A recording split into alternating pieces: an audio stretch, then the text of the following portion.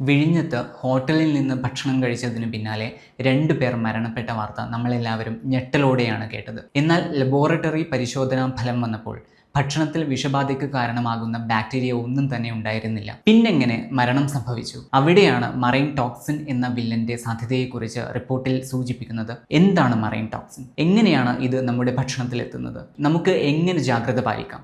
നോക്കാം. കടൽ വിഭവങ്ങളിലൂടെ നമ്മുടെ ശരീരത്തിലെത്തുന്ന വിഷാംശങ്ങളാണിവ. സാധാരണ ഭക്ഷ്യ വിഷബാധകൾ കോളറ, ബാക്ടീരിയ പോലെയുള്ള അസുഖകാരികൾ നമ്മുടെ ശരീരത്തിൽ എത്തുന്നത് വഴിയാണ് ഉണ്ടാകുന്നതെങ്കിൽ ഇത് മിക്കപ്പോഴും കടലിലെ ഏകകോശ ജീവികൾ അല്ലെങ്കിൽ സൂക്ഷ്മജീവികൾ ഉൽപ്പാദിപ്പിക്കുന്നതാണ്. ഇതിന്റെ പ്രധാന കാരണമായി പറയുന്നത് ഹാംഫുൾ ആൽഗൽ ബ്ലൂം അഥവാ HAB ആണ്. നമ്മുടെ കവര് അതൊരു type of harmful algal Bloom ആണ്. കടലിൽ ചില സമയങ്ങളിൽ മൈക്രോസ്കോപ്പിക് ആൽഗകൾ അമിതമായി വളരാറുണ്ട്. അതായത് ഫൈറ്റോപ്ലാങ്ക്ടണുകൾ പോലുള്ള സൂക്ഷ്മജീവികൾ അനിയന്ത്രിതമായി വിഭജിച്ച് പെരുകും. ഇത് കടലിന് മുകളിൽ ഒരു പാളി പോലെ രൂപപ്പെടും. ഇവ തങ്ങളുടെ അതിജീവനത്തിനായി പുറപ്പെടുവിക്കുന്ന ടോക്സിനുകളാണ് യഥാർത്ഥ വില്ലൻ. ഈ ആൽഗകൾ അവയുടെ അതിജീവനത്തിനായി ചില വിഷാംശങ്ങൾ പുറപ്പെടുവിക്കുന്നു. ചെറിയ മീനുകളും കൊഞ്ചുകളും ഈ ആൽഗകളെ ഭക്ഷണമാക്കുന്നു. ഈ ചെറിയ മീനുകളെ വലിയ മീനുകൾ പിടിച്ചു തിന്നുന്നു. ഈ വിഷം എങ്ങനെ നമ്മളിലേക്ക് എത്തുന്നു? ഈ സൂക്ഷ്മജീവികളെ ചെമ്മീനുകളും ചെറിയ മീനുകളും ആഹാരമാക്കുന്നു. ഈ ചെറുമീനുകളെ നമ്മൾ കഴിക്കുന്ന വലിയ മീനുകൾ പിടികൂടുന്നു. ഫുഡ് ചെയിനിന്റെ ഓരോ ഘട്ടം കഴിയുമ്പോഴും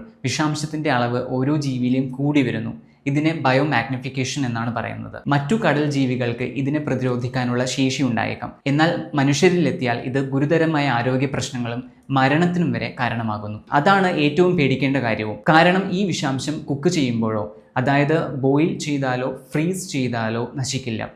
മീൻ എത്ര നന്നായി കഴുകിയാലും ഉയർന്ന ചൂടിൽ പാകം ചെയ്താലും ഒന്നും ഈ ടോക്സിനുകൾ നശിക്കില്ല എന്നതാണ് ഇതിന്റെ ഏറ്റവും വലിയ അപകടം. ലക്ഷണങ്ങളും അപകട സാധ്യതയും എന്താണെന്ന് നോക്കാം. സാധാരണ ബാക്ടീരിയൽ ഇൻഫെക്ഷൻ പോലെ ഇതിനെ കാണരുത്. ഇതിന്റെ ലക്ഷണങ്ങൾ പലപ്പോഴും ഇങ്ങനെയായിരിക്കും: ശക്തമായ ഛർദി, വയറിളക്കം, കൈകാലുകളിലും വായ്ക്കും ചുറ്റും ഉണ്ടാകുന്ന തരിപ്പ്, പേശികളുടെ തളർച്ച, ശ്വാസതടസ്സം. എങ്ങനെ സുരക്ഷിതരാകാം? ഭയപ്പെടുകയല്ല, ജാഗ്രതയാണ് വേണ്ടത്. ഈ മുൻകരുതലുകൾ ശ്രദ്ധിക്കുക. ഒന്നാമത്തേത്, മീനുകളുടെ ഇന്റേണൽ അവയവങ്ങൾ ഒഴിവാക്കുക.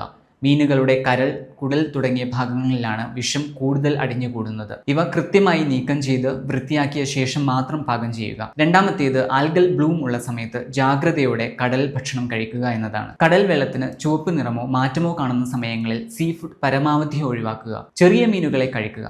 ഭക്ഷ്യശൃംഖലയുടെ താഴെത്തട്ടിലുള്ള ചെറിയ മീനുകളിൽ ടോക്സിൻ കുറവായിരിക്കും. അതിനാൽ അവയെ കൂടുതൽ ഭക്ഷണമാക്കാൻ ശ്രമിക്കുക. നമ്മുടെ ഭക്ഷണശീലങ്ങളിൽ ചെറിയൊരു ജാഗ്രത പുലർത്തിയാൽ ഇത്തരം വലിയ അപകടങ്ങൾ ഒഴിവാക്കാം.